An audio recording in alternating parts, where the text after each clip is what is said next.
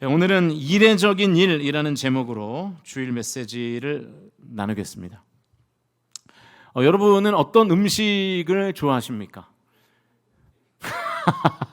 고기, 회, 울산은 또 회가 좋으니까 회 이런 거 좋아하실 텐데, 저도 다 좋아합니다. 다 좋아하는데, 저는 즐겨 먹는 음식이 이제 라면이에요. 라면. 여러분 라면 드실 때, 라면 잘 안 드실 것 같은데, 라면 드실 때 주로 이제 보통 뭐에다 먹습니까?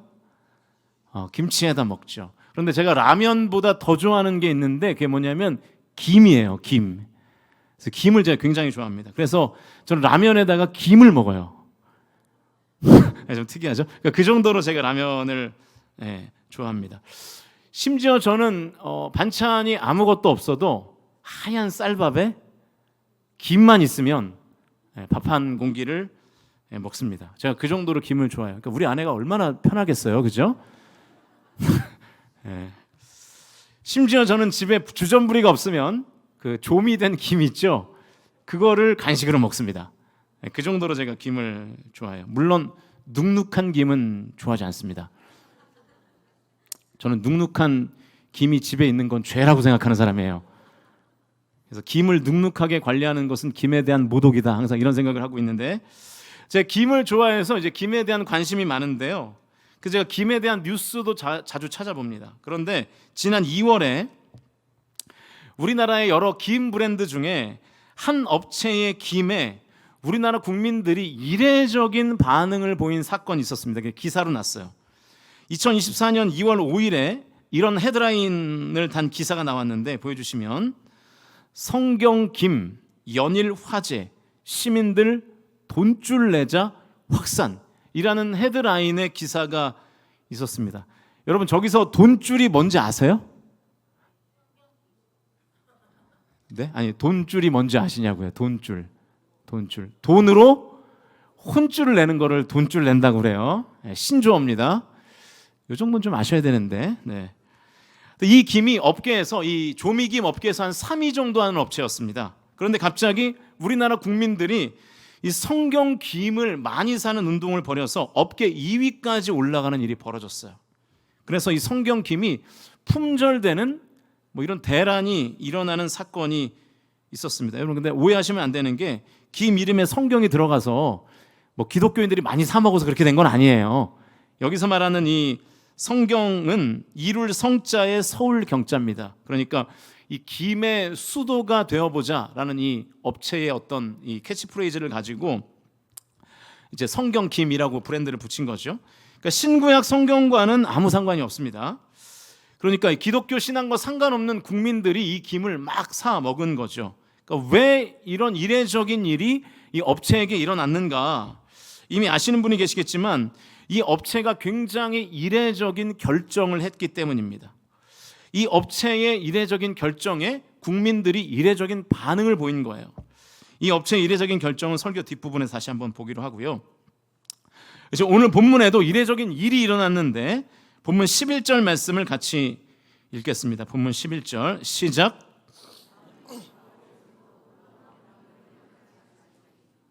자, 하나님이 바울의 손으로 놀라운 능력을 행하게 하셨대요.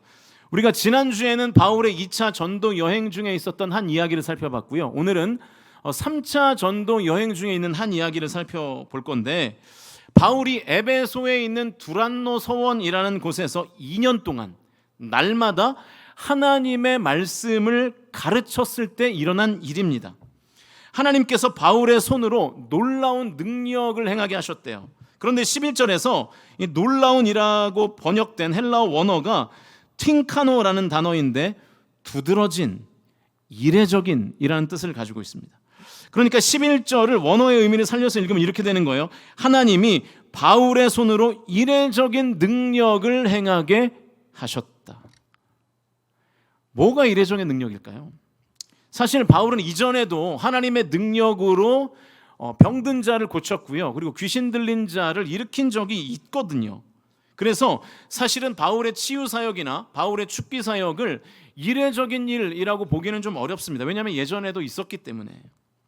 그런데 12절을 보면 왜 성경이 이 튠카노, 이례적이라는 표현을 썼는지를 이해할 수 있어요. 우리 12절 말씀을 같이 읽겠습니다. 12절 시작. 심지어 사람들이 바울의 몸에서 손수건이나 앞치마를 가져다가 병든 사람에게 얹으면 그 병이 떠나가고 악귀도 나가더라. 그러니까 이게 이례적인 일이라는 거예요. 바울은 이 두란노 서원에서 말씀을 가르치는 시간 외에는 이제 천막을 만드는 일을 했습니다. 그러니까 바울의 직업이 텐트 메이커였던 거죠. 그래서 12절에 나오는 손수건은 이 헬라어로 수다리온이라는 단어인데 이 헬라어로 땀이라는 단어가 수다르예요. 그러니까 수다리온은 이 땀이라는 수다르라는 단어에서 파생된 건데, 그러니까 사도 바울이 텐트를 만들다가 천막을 만들다가 땀이 나면 닦는 수건이 바로 이 수다리온, 이 손수건인 것입니다. 앞치마도 마찬가지겠죠. 바울이 천막을 만들 때 두르던 이 작업용 이렇게 뭐랄까요? 앞 가리개? 그건 이제 앞치마였던 거죠. 그러니까 이게 이례적인 일인데 바울이 쓰던 손수건과 앞치마를 병든 사람에게 얹으면 병이 낫고 막 귀신이 떠나가는 거예요. 이건 굉장히 이례적인 일이죠. 아닙니까? 이례적인 일이죠. 굉장히 이례적인 일이잖아요. 병든 부위에 손을 대고 기도하거나 하나님의 말씀을 선포해서 귀신이 떠나가고 병든 자가 치유된 게 아니에요. 그냥 바울이 쓰던 손수건을 휙 던져서 그 사람이 닿으면 병이 낫고 앞치마로 덮으면 귀신이 쫓겨나가고 이런 이례적인 일이 일어난 거죠. 여러분은 이런 그 성경을 봐도 아무런 감동이 없으시겠지만 저는 이 성경의 이런 부분을 읽을 때마다 목사라 그런지 너무 부러워요. 하나님이 저를 사용하셔서 이런 이례적인 일을 막 일으키시면, 그죠? 울산에 있는 모든 사람들이 우리 교회로 몰려오지 않겠습니까, 여러분? 저는 감기를 기도해도 잘 안 나요. 제가 기도하면 잘 안 낫고. 그런데 전국에서 우리 교회를 막 찾아오지 않겠어요? 그죠? 이게 치유를 받으려고. 여러분, 저를 위해서 많이 기도해 주시길 바랍니다. 기도 안 하실 건가 보죠? 제가 능력의 종이 해달라고. 그래서 우리 교회에 큰 부흥이 임하기를 주님의 이름으로 축복합니다. 근데 제가 이렇게 부흥 이야기를 참 많이 하거든요. 우리 장로님들한테도 우리 교회가 좀 부흥이 돼야 되는데 부흥이 안 된다 이런 이야기도 많이 하고, 성도들한테도 그런 이야기를 많이 하니까 한 권사님이 저한테 그러셔요. 목사님, 안 그래도 젊은 나이에 담임 목사님이 되셨는데 교회가 갑자기 부흥하면 목사님 교만해져서 안 된대요. 그러니까 너무 부흥에 목매지 마시고 그냥 차분하게 하시던 대로 하셔라. 제가 그 말에 굉장히 위로를 많이 받았어요. 천천히 가야 되겠다 이런 생각을 하고, 또 어떤 성도님은 저에게 그러시더라고요. 농반 진반으로 저를 이렇게 딱 보시더니 어떤 성도님이 목사님 도저히 우리로는 만족이 안 되세요? 이러는 거예요. 왜 자꾸 이렇게 부흥을 얘기하냐, 왜 우리로는 만족을 못하냐 이런 뜻이었는데, 그래서 다시 한번 마음을 되잡고 그래도 부흥 얘기는 할 겁니다. 부흥은 해야 되니까요. 다시 오늘 본문으로 돌아가면, 물론 이런 이례적인 일이 오늘 본문에서 사도 바울에게만 일어난 일은 아니었습니다. 예수님께서 12년을 혈루증을 앓는 여인을 고치신 사건이 있었죠. 여기서 말하는 혈루증은 유출병인데 여인의 이제 하체에서 계속 피가 쏟아지는 거예요. 12년을 이 병으로 고생하고 있던 여성이 예수님의 옷자락을 만진 순간 그 병이 치유됐잖아요. 그런데 예수님에게도 이 일이 굉장히 이례적인 일이었거든요. 그래서 예수님이 이렇게 말씀하세요. 누가복음 8장 45절 같이 읽겠습니다. 시작. 예수께서 이르시되 내가 손을 댄 자가 누구냐 하시니 다 아니라 할 때에 베드로가 이르되 주여 무리가 밀려들어 미나이다. 그러니까 베드로가 말하는 거예요. 지금 수많은 무리들이 우리를 밀고 있습니다. 그런데 어떻게 찾습니까? 이례적인 일이 아니라는 거죠. 그런데 예수님에게는 이례적인 일이었어요. 예수님에게는, 왜냐하면 이 여성을 고치려는 의도가 없었는데 이 여성이 믿음을 가지고 예수님의 옷자락을 만지니까 병이 치유됐거든요. 그러니까 이례적인 일이었던 거죠, 예수님에게. 또 사도행전 5장에서는 베드로에게 이례적인 일이 일어나는데 15절과 16절 말씀 같이 읽겠습니다. 시작. 심지어 병든 사람을 메고 거리에 나가 침대와 요 위에 누이고 베드로가 지날 때에 혹 그의 그림자라도 누구에게 덮일까 바라고 예루살렘 부근에 수많은 사람들도 모여 병든 사람과 더러운 귀신에게 괴로움 받는 사람을 데리고 와서 다 나음을 얻으니라. 베드로에게 있었던 일인데요. 여러분, 그림자는 허상이잖아요. 실체가 아니잖아요. 그런데 베드로의 그림자에 병든 사람이 들어가면 그 병이 낫는 거예요. 베드로의 그림자에 귀신 들린 사람이 들어가면 귀신이 막 떠나가는 거예요. 굉장히 이례적인 일이 일어난 거죠. 그런데 여러분, 우리가 이런 이례적인 사건을 성경에서 볼 때마다 절대로 잊지 말아야 될 것이 있습니다. 본문 11절 다시 한번 읽겠습니다. 11절 시작. 자, 우리가 이 이례적인 일을 볼 때마다 반드시 기억해야 되는 것은 뭐냐면 주어입니다. 주어가 누구입니까? 하나님입니다. 여러분, 모든 이례적인 일은 하나님께서 일으키신다는 것을 믿으실 수 있기를 주님의 이름으로 축복합니다. 바울이 주어가 아니에요. 바울에게는 무엇으로라는 조사가 붙어 있잖아요. 주어가 아니거든요. 바울은 도구에 불과해요. 바울이 기적을 일으킨 것이 아니라 주어는 하나님이시기 때문에 하나님께서 바울의 손을 도구로 이례적인 일, 다시 말하면 기적을 일으키셨다는 것을 저와 여러분이 믿으실 수 있기를, 그래서 저와 여러분의 삶에도 하나님께서 기적을 일으키시기를, 이례적인 일을 일으키시기를 주님의 이름으로 축복합니다. 왜냐하면 2000년 전에 성경에서 일어났던 일은 오늘 지금 우리에게도 일어날 수 있기 때문이에요. 에베소에서 바울의 손을 도구로, 심지어 이 손수건과 앞치마라는 도구로 이례적인 일, 기적을 일으키셨던 그 하나님께서 지금도 하찮은 도구로 저와 여러분에게 이례적인 일, 기적을 일으키실 수 있는 줄로 믿습니다. 문제는 이거죠. 자, 그런데 왜 내 삶에는 이례적인 일이 안 일어나는가? 에베소에서 역사하셨던 그 하나님을 지금도, 그 동일한 하나님을 우리가 믿잖아요. 그런데 왜 우리의 삶에는 이례적인 일이 안 일어날까요? 물론 이렇게 자족하시는 분들이 있어요. 지금까지 주님의 은혜로 산 것이 기적 아니겠습니까, 목사님? 맞습니다. 기적입니다. 그건 100% 하나님께서 우리에게 허락하신 일하심이죠. 그런데 이례적인 일로서의 기적은 아니죠. 감사한 일이긴 하지만 그게 뭔가 신기한 일은 아니잖아요. 왜 나에게는 이례적인 일이 좀처럼 일어나지 않는가? 여러분, 어떤 신학자들이 말하는 것처럼 이제 초자연적인 하나님의 기적은 더 이상 이제 일어나지 않는, 우리가 기적이 중지된 시대에 살고 있는 걸까요?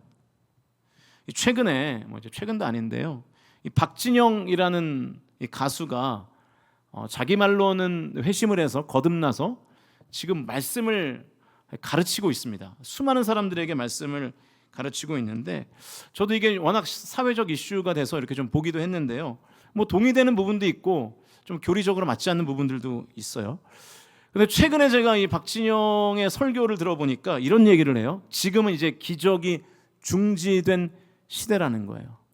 그래서 하나님의 일하심이, 하나님의 기적이, 하나님의 이례적인 일이 지금은 안 나타나는 시대를 우리가 살고 있다는 거예요. 그렇지 않습니다. 틀린 이야기예요. 지금도 하나님께서 기적을 일으키시기로 결정하기만 하면 저와 여러분의 삶에도 기적을 일으키실 능력을 갖고 계십니다.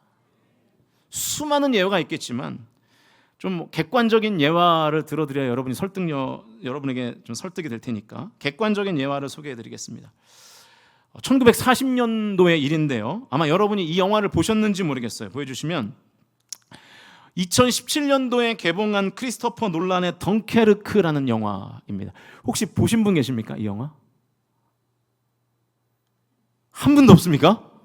아, 네, 계시군요. 네, 네, 세 분, 두 분. 네, 항상 우리 교회는 항상 성경만 읽기 때문에 안 보시는데, 이 덩케르크는 프랑스의 작은 어촌 마을의 이름이기도 하고요, 당시의 영국 군의 작전명이기도 했습니다. 1940년 2차 세계대전 중이었어요. 2차 세계대전 중에 연합군 40만 명 정도가 이 히틀러가 진두지휘하는 독일군에 이제 포위되어서 덩케르크라는 지역에 이제 포위된 상태에 있었습니다. 육지 쪽에서는 독일의 전차 부대와 기갑 부대가 진군하고 있었고, 공중에는 전투기가 있었고요. 바다 쪽에는 이 독일의 잠수함인 U보트가 연합군을 이렇게 완전히 감싸고 있었던 거예요. 연합군이 선택할 수 있는 선택지는 두 가지였습니다. 첫 번째는 항복이고요. 두 번째는 그냥 전멸이었어요. 그 정도로 상황이 어려웠습니다. 이때 영국의 총리가 윈스턴 처칠이었죠. 우리가 잘 아는 유명한 신앙인이죠. 이 처칠이 전 국민에게 온 교회와 온 교역자와 온 성도들과 심지어 믿지 않는 모든 국민까지도 이 포위된 40만 명을 위해서 전능하신 하나님께 기도해달라고 호소합니다. 그리고 당시 영국 성공의 주교였던 윌리엄 템플도 예배당 종소리가 울려 퍼지면 어른으로부터 어린아이에 이르기까지 한 명도 빠지지 말고 다 예배당으로 갑시다. 지금은 온 민족이 함께 예배해야 할 때입니다. 지금은 전능하신 하나님께 기도해야 할 때입니다 라고 호소하면서 기도를 요청했고, 그래서 전 국민이 진짜 기도했습니다. 그때 이례적인 일이 일어나기 시작해요. 어떤 이례적인 일이냐면 히틀러가 1940년 5월 24일 덩케르크 전방 16km 지점에서 갑자기 공격 중지 명령을 내려요.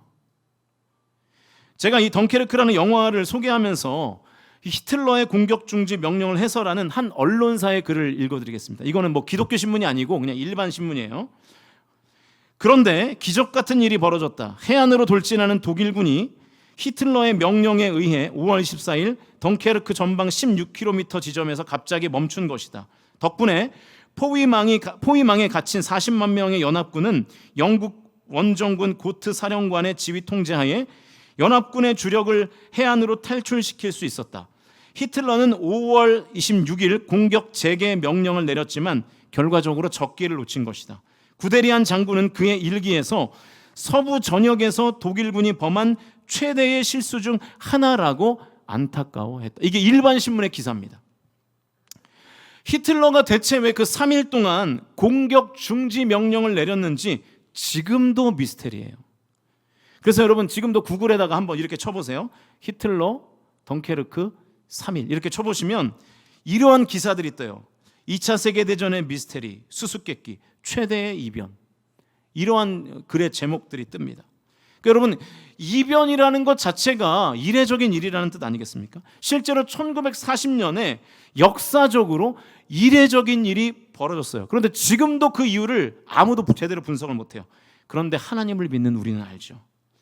히틀러의 3일간의 공격 중지 명령이라는 도무지 이해할 수 없는 신기한 일이 벌어진 이유는 영국 전 국민들의 기도인 줄로 믿습니다.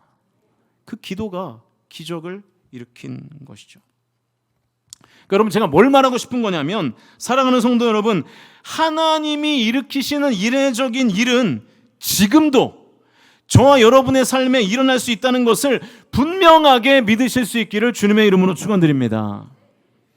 2000년 전에 바울이라는 도구로 이례적인 기적을 일으키셨던 그 하나님은 지금도 동일하게 하찮은 물건을 사용해서라도 우리에게 그 기적을 일으키실 수 있는 것입니다.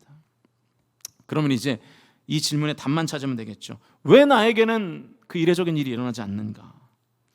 오늘 본문에서 이례적인 일이 일어난 이유를 찾을 수 있다면 동시에 왜 내 삶에 그 일이 일어나지 않는가도 찾을 수 있겠죠. 오늘 본문을 보면 그 하나님이 그 이례적인 일을 일으키신 이유를 약간 좀 숨겨놓으셨어요. 그래서 오늘 본문 전체를 하나의 시퀀스, 하나의 흐름으로 보는 눈과 지식이 좀 필요한데, 이 시퀀스가 무슨 뜻이냐면 영화 용어인데요. 이런 뜻입니다. 보여주시면, 시퀀스는 영화에서 몇 개의 관련된 장면을 모아서 이루는 구성 단위를 말하는데, 일반적으로 시퀀스는 시간과 장소들이 연결이 되는 거죠. 그러니까 A라는 장면이 있고 B라는 장면이 있는데 이 장면이 하나의 시퀀스로 연결된다는 거예요. 오늘 본문을 예로 제가 설명을 드려볼게요. 오늘 본문에는요, 여러분 두 가지의 장면이 있습니다. 첫 번째는 방금 우리가 살펴본 이례적인 일, 그러니까 바울의 손수건과 앞치마만 대도 병과 귀신들이 쫓겨나가는 거, 이게 첫 번째 이례적인 장면이고요. 또 한 가지의 장면이 있는데 사도 바울이 두란노 서원에서 2년 동안 말씀을 가르친 장면입니다. 이 두 개의 장면이 하나의 시퀀스, 그러니까 하나의 주제를 보여주는 연결된 장면이라는 거예요. 그러니까 이 관점으로 오늘 본문 9절과 10절을 보니까 11절과 12절에서 하나님이 바울의 손이라는 도구로 이례적인 일을 일으키신 이유가 나와 있는 거예요. 정리하면 9절과 10절은 하나님께서 이례적인 일을 일으키신 배경이 기록된 성경이고요, 11절과 12절은 이례적인 일의 결과가 기록된 성경이라는 거죠. 그러니까 이례적인 일이라는 연결고리를 가지고 오늘 본문의 흐름이 진행되는 것입니다. 그래서 이례적인 일이 일어난 원인을 9절과 10절에서 찾을 수 있습니다. 9절과 10절 말씀 우리 같이 읽어보겠습니다. 시작. 순종하지 않고 무리 앞에서 이 돌을 비방하거늘 바울이 그들을 떠나 제자들을 따로 세우고 두란노 서원에서 날마다 강론하니라. 2해 동안 이같이 하니 아시아에 사는 자는 유대인이나 헬라인이나 다 주의 말씀을 듣더라. 그러니까 이렇게만 보면 그 이유를 우리가 좀 찾을 수가 없어요. 당시의 좀 시대적 배경 그리고 원어를 좀 살펴봐야 되는데, 먼저 9절을 보겠습니다. 9절을 보면 바울이 두란노 서원에서 날마다 하나님의 말씀을 강론했다고 되어 있는데, 여기서 먼저 이 서원이라는 단어의 헬라어를 알아야 됩니다. 보여주시면 이 헬라어로 이 서원은 스콜레라는 단어인데요, 학교라는 뜻이에요. 그러니까 스쿨이라는 영어 단어가 여기서 파생된 거죠. 그래서 이 두란노 서원은 티란노스라는 사람이 운영하는 학교라는 뜻입니다. 티란노스라는 사람이 운영하는 학교. 그래서 성경의 다른 사본 중에 이 베자 사본이라는 것이 있는데, 그 사본에 따르면 이 학교를 오전에는 주인이었던 티란노스가 사용했고, 오전 11시부터 오후 4시까지는 바울과 에베소의 그리스도인들이 사용한 것으로 전해져요. 왜 바울이 이 티란노스의 학교를 오전 11시부터 오후 4시까지만 사용했을까요? 이것은 당시 에베소의 기후를 좀 알아야 돼요. 이 에베소 지역의 한낮은 굉장히 덥습니다. 그래서 에베소 사람들은 점심을 먹으면 뭐 하냐면 4시까지 자요. 4시까지 오침을 합니다. 좀 우리도 그랬으면 좋겠죠. 근데 이제 너무 더우니까 이제 자는 거예요. 그래서 이 낮잠 자는 시간을 아마 여러분도 이 단어를 들어보셨을 텐데 시에스타라고 부릅니다. 시에스타. 더운 나라들은 다 오침 시간이 있거든요. 그러니까 이 9절과 10절 말씀이 무슨 얘기냐면, 에베소 사람들이 모두 낮잠을 자는 그 시간에 바울과 하나님을 믿는, 그리스도를 믿는 그리스도인들은 잠을 자지 않고 말씀을 가르쳤고, 그리고 그 말씀을 배웠다는 뜻이 되는 거예요. 얼마 동안이요? 2년 동안, 날마다요. 여러분, 모든 사람은요 환경의 지배를 받게 되어 있습니다. 그래서 추운 지방에 사는 사람들은 그 추운 지방에 맞게 생체의 리듬이 바뀌고요, 더운 지방에 사는 사람들은 더운 지방에 맞게 생체의 리듬이 바뀌어요. 그래서 무더운 지역에 사는 사람들이 낮잠을 자는 이유는 그렇게 자야 생활을 할 수 있기 때문이에요. 그 자연환경 속에서 정상적인 생활을 할 수 있기 때문이죠. 그러니까 이런 관점에서 보면 사실 사도 바울과 에베소의 그리스도인들도 그 시간에 낮잠을 자야 정상적인 컨디션을 유지할 수 있는 거예요. 그런데 낮잠을 안 잔 거예요. 육체의 정상적인 리듬을 위해서 낮잠을 선택하지 않고 영혼의 정상적인 리듬을 위해서 지금 예배를 드리고 말씀을 공부하고 있는 것입니다. 이것을 조금 더 거창하게 해석하면, 바울과 에베소의 성도들은 당시에 에베소 사람들의 삶의 패턴을 취하지 않고 구별되어 그리스도인으로서의 삶의 방식을 취했던 것입니다. 그리고 에베소의 일반 시민들과 에베소에 살지만 그리스도인으로서 구별된 삶을 산 것입니다. 물론 바울과 에베소의 성도들이 에베소를 떠나 산 건 아니에요. 뭐 외딴 수도원에 갔다거나 그런 게 아니라 다른 사람들과 똑같이 에베소에 살았고요. 그리고 에베소의 시민들이 공부했던 티란노스의 스콜레, 그러니까 티란노스의 학교 역시 같이 그 사람들과 한 공간에 있었던 것을 의미하는 거죠. 그리고 아시겠지만 에베소는 로마 제국의 4대 도시 중에 하나였고요, 고대 세계의 7대 불가사의 중에 하나였던 아데미 신전이 있는 지역이었습니다. 그러니까 우상의 도시였고요, 만몬의 도시였고요, 향락의 도시였고, 신전 창기와 성행위를 마음대로 할 수 있는 그런 쾌락의 도시였던 거죠. 그 쾌락의 도시 에베소에서 바울과 에베소의 성도들은 그들과의 다른 삶의 방식을 취함으로 그들과 구별되었고 구별됨으로 거룩한 삶을 살아냈던 것입니다. 얼마 동안요? 2년 동안. 하루도 빼지 않고. 그리고 그들의 다른 삶의 방식으로 인한 구별됨, 그 거룩함이 2년 동안 지속되던 그 어느 날 하나님께서 바울을 통해서 이례적인 일을 일으키시는 거예요. 막 손수건을 던지면 막 병이 나고요. 앞치마를 던지면 귀신이 떠나가는 이례적인 일을 함께 예배하던 성도들이 경험했던 것입니다. 그러니까 바울의 손수건만 만져도 병이 났고 바울이 입던 앞치마만 덮어도 귀신이 떠나가는 이례적인 일이 일어난 이유는 바울과 에베소 성도들의 구별된 삶이라는 삶의 현장에서 일어난 것입니다. 그럼 잘 들어보세요. 하나님은 구별된 삶이라는 도화지에서 이례적인 일이라는 그림을 그리시는 기적의 화가 되신다는 것을 저와 여러분이 믿으실 수 있기를 주님의 이름으로 축복합니다. 반대로 왜 우리의 삶에 이례적인 일이 없는가? 왜 기적이 안 나타나는가? 하나님께 도화지를 안 드려서 그래요. 구별된 거룩함이라는 도화지가 어느 순간부터 나에게 없는 거예요. 그러니까 하나님께서 이례적인 일이라는 그림을 그리실 수가 없는 거죠. 제가 설교 초반에 김 이야기를 졸리시죠? 제가 설교 초반에 김 이야기를 좀 했는데 여러분 왜 갑자기 대한민국 사람들이 업계 3위의 한 김 회사를 2위로 올려놨을까요? 왜 그런 이례적인 일을 일으켰는지 아십니까?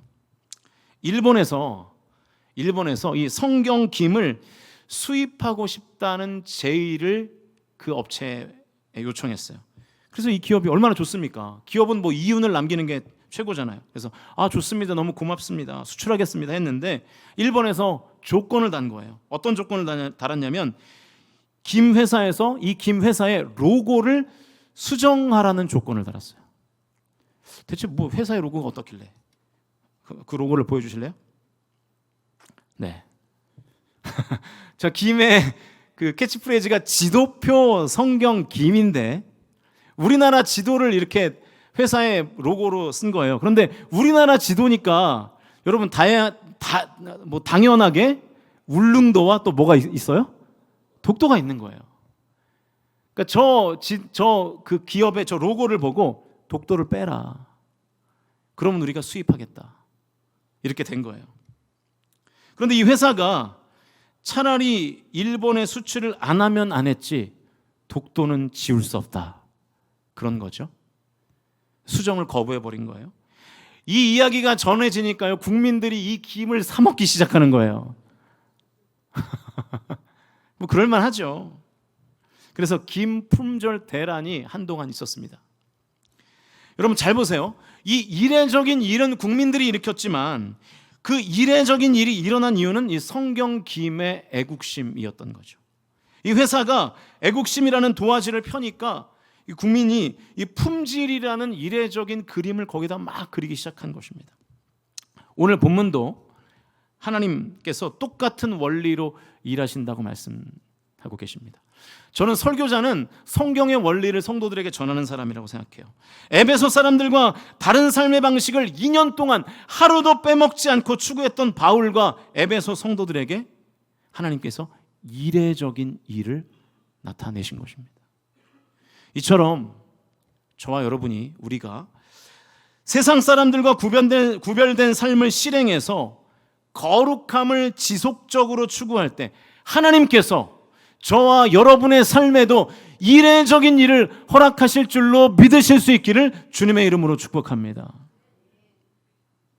제가 본인들의 동의를 받지 않아서 여기서 뭐 소개할 수는 없지만 실제로 우리 공동체 가정들에서도 이례적인 일들이 일어나요. 나에게만 안 일어날 뿐이지. 왜냐하면 그게 원리거든요. 하나님 나라의 원리거든요. 이 세상에 휩쓸리지 않고 끝까지 믿음을 지키며 구별됨으로 거룩함을 지속하는 성도들의 삶에 하나님께서 지금도 이례적인 일을 나타내고 계시는 줄로 믿습니다. 지금도 정말로 그런 일들이 일어나요. 저와 여러분이 이 하나님의 원리를 믿어서 저와 여러분의 삶에도 우리의 삶에도 이렇게 이례적인 하나님의 역사가 일어나실 수 있기를 주님의 이름으로 간절히 축복합니다. 이제 말씀의 결론을 맺겠습니다. 여러분, 왜 우리가 거룩한 삶을 지속하지 못할까요? 우리는 어떤 특별한 계기를 통해서, 특별한 상황을 통해서 하나님의 깊은 은혜를 체험하고, 그럼 우리가 잠깐 거듭나는 것처럼 느껴질 때가 있습니다. 아, 그래, 똑바로 살아야지, 구별되게 살아야지, 거룩하게 살아야지. 근데 우리는 다시 왜 옛사람으로 돌아갈까요? 이익과 관련이 있어요. 이 땅에서의 이익을 놓칠까 봐 두려운 거예요. 그게 성경 김을 다시 예로 들면, 사실 기업에서 이익이라는 것보다 더 중요한 게 어디 있겠습니까? 일본 수출이라는 어마어마한 영업 이익과 같은 것들을 놓칠까 봐 우리는 구별되기를 결단하지 못하고 두려워서 실행하지 못하는 것입니다. 그런데 이 아베 피에르라는 사람이 단순한 기쁨이라는 책에서 이런 말을 했더라고요. 경외란, 그러니까 하나님을 진짜 섬긴다는 것은 정말 사랑하는 하나님을 잃을까 봐 두려워하는 것이다. 다시 한번요. 경외란, 하나님을 믿는 것이란 정말 사랑하는 하나님을 잃을까 봐 두려워하는 마음이다. 여러분, 우리가 정말로 하나님을 믿고 하나님을 경외한다면 세상에서 내가 구별되의 삶으로 어떤 것을, 어떤 이익을 잃어버릴 것이 두렵지 않은 것은 아니지만, 그것보다 하나님을 잃는 것이 더 두려워지는 거예요. 세상을 잃을까 봐 성도로서 구별된 삶을 살지 못하는 삶이 아니라, 저와 여러분이 정말로 하나님을 잃을까 봐 두려워서 구별된 삶을 지속하여 계속함으로 거룩한 삶을 지속하여서 저와 여러분의 삶에 하나님이 행하시는 이례적인 일이 일어나실 수 있기를 주님의 이름으로 간절히 축원드립니다. 여러분, 구별되어 사십니까? 물론 이 주일에 나와 예배하는 것 자체가 구별됨의 아주 중요한 표징이죠. 근데 이것 말고 또 여러분 뭐가 있나요? 시간 사용에 있어서 여러분 구별되십니까? 물질의 사용에 있어서 여러분 구별되시나요? 재능의 사용에 있어서 여러분 구별되십니까? 여러분의 언어 생활에서 구별됨이 있으십니까? 하나님 지금 그거를 말씀하십니다. 2년 동안 바울과 에베소의 성도들이 구별되이 살아갔을 때 하나님께서 2년 뒤 그 어느 날 이례적인 일을 일으키셨던 것처럼 저와 여러분이 믿음의 선한 싸움을 싸우며 성도로서 구별되이 여러분의 삶을 살아내실 때 하나님께서는 여러분의 삶에 이례적인 일, 기적을 일으켜 주실 줄로 믿으실 수 있기를 주님의 이름으로 축원드립니다. 여러분 착각하지 마세요. 기적은 이제 일어나지 않는다. 그렇지 않습니다. 기적은 지금도, 하나님은 지금도 우리의 삶 가운데 역사하시는 줄로 믿습니다.